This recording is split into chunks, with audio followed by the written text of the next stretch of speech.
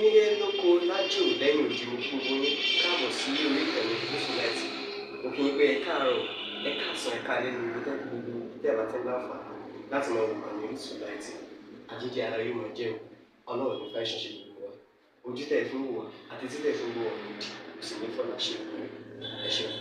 Fesi TV #1 Islamic channel jẹ́ ìkànnì tí ó wà fún oríṣiríṣi wáàsí àti ọ̀rọ̀ ẹ̀sìn látọ̀dọ̀ ọ̀pọ̀lọpọ̀ àwọn àfáà ńláńlá jàǹkàjàǹkà tí wọ́n mọ̀ máa ṣàlàyé ọ̀rọ̀ nípa ẹ̀sìn wa. Ní báyìí ẹ bá mi subscribe sórí Fesi TV kí ẹ lè máa jẹ ọ̀pọ̀lọpọ̀ gbádùn àwọn fídíò táwọn fi síbẹ̀ lónìí ọ̀rọ̀. Ẹ bá mi like kí ẹ sì bá mi subscribe, ẹ bá mi share kí ẹ bá mi comment sórí àwọn fídíò yìí ìṣẹ̀lẹ̀ bẹ́ẹ̀ ti sí. ẹ̀jẹ̀ fún mi sí èyí rárá ní ilẹ̀ yìí o àwọn ìlú kan bẹ wọ́n ti kéwú tẹ́ lọ ìwọ̀n àtẹ́kù kí ni lọ rí dáa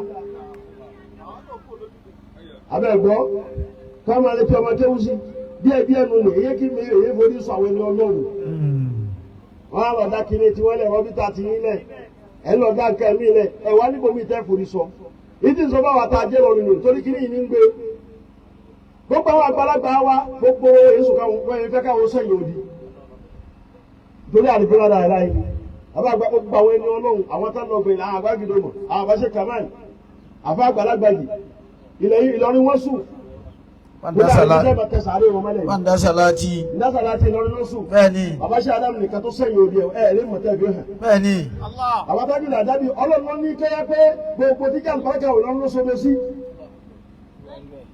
kí lẹ́bi rà á yẹrẹ sẹ́yìn bí wọ́n ti pé kàlámù ń bẹ̀rẹ̀ àbálẹ̀ wàláyì tẹ́ bá dé mọ́sí àwọn ibi tí ó sá ti nọrí títí nà ń bá lóye tó gun ọmọ nígbà wọn sì tábìlì àdábì sí ike kò sí sẹ́mbẹ̀ Allah wọ́n tún wá kọ́ mọ́sánsẹ́ gbèrè kàlámù tábìlì àdábì nìyí lọ́n wọlé àwọn tí Ádámù tó wá wà lẹ́yìn orí ẹ̀rí tẹ́ fojú wá lórí rẹ̀ bẹ́ẹ̀ni ògbẹ́ni ó kọjú sí Ádámù ọlọ́wọ́n dáná sí rẹ̀ àmín ẹni wọ́n bá ti dáwọ̀dé fún inú tápẹ̀ lọ́mọ ìyá sí Ádámù ọlọ́wọ́n dáná sí rẹ̀ náà àmín ẹ̀sọ́bí àmín àbí mùnábì kí ni àmín ya Allah ẹni bá tún kọjú sí Ádámù táà àdúgbò Ìlọrin kẹ́lẹ̀ jọ ni wá ọlọ́wọ́n dáná sí rẹ̀ tọ̀hún àmín kọ́tùláyì ọkọ̀ bí sí Ádámù adúrúṣẹ́ tó ṣe láyé bẹ́ẹ̀ni akẹ́kọ̀ọ́ wa lọ́rin ni ọjà ní lọ́rin ọjà àmà ní lọ́rin tó àwọn ẹni ọlọ́run wá ọlọ́run wá sí Ádámù gbà wálẹ̀ tá a bá ní àwọn ọjà síwájú Ádámù ọjà ọ̀sán àjọ alímì ọlọ́run gbọ́dọ̀ wà fún alímì ọwọ́ fi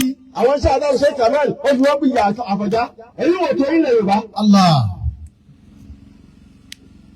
téyí wò tó yí kẹwàá tó ti bẹ́ẹ̀ náà ọmọ Yorùbá sáà ní àwọn àdó ọmọ sọ pé bẹ́ẹ̀ ni nípa àdìsí lára àwọn ẹni ọlọ́ọ̀fẹ́ ti lè lára wọn mọ́ àbíkẹ́ ẹgbẹ́ wo ẹgbẹ́ mi wo lẹ́nu ẹ̀rọ wọ́n jẹ́ sọ àtọ́gbà Ìlọrin tí ń gbàgbọ́dé fún wọn àtàwọn tí wọ́n ń gbé kí sí Ádámù wọn bàjẹ́ ọlọ́wọ́ náà láti gbogbo yìí. àmín ya Allah àmín aláfẹ́ bàbá yẹn ṣe. àbí bàbá alájí àgbà àbí àyà wọn ò yí kan ṣe fún àwọn alájí àgbà sáré rẹ̀ ń bẹ́ lọ́dọ̀ àwọn kíkà rẹ̀. tẹ́nìkan bá lóun ń ṣe kẹtẹ́ ọ̀dà síbẹ̀ rúù gbogbo àwọn yòókù rẹ̀ níbi lóṣù rẹ̀. Allah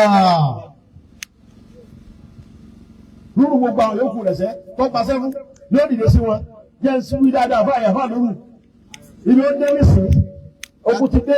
ayé dátì ẹ̀ máa láwà.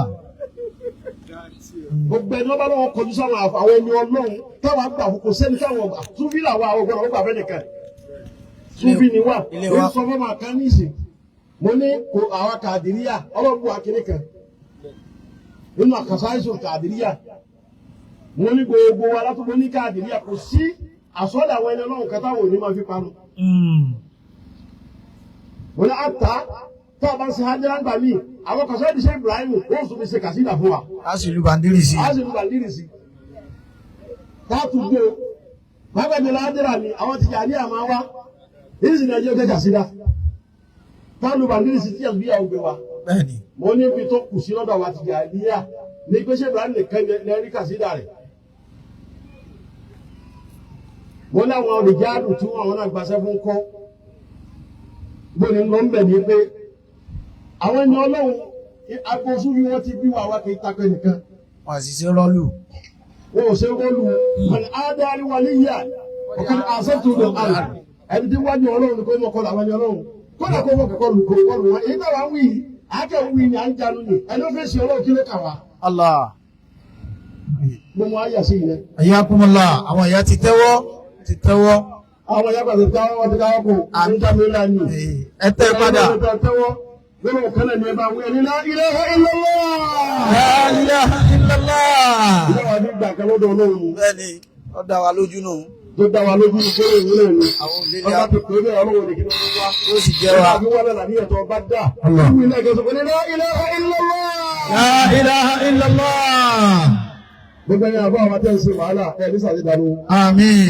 Kò ní wáyé tí olóò gbà o. Àmín. Àṣekalẹ̀ lówó ṣe fún yóò. Àmín. Ẹni parẹ́ o. Àmín. Ẹni kò wá bí ebi ìfí o. Àmín. Wọ́n láwọn ẹni àlọ́tẹ̀ pàṣẹ fún. Àmín. Ẹni la ilaha illallah. La ilaha illallah.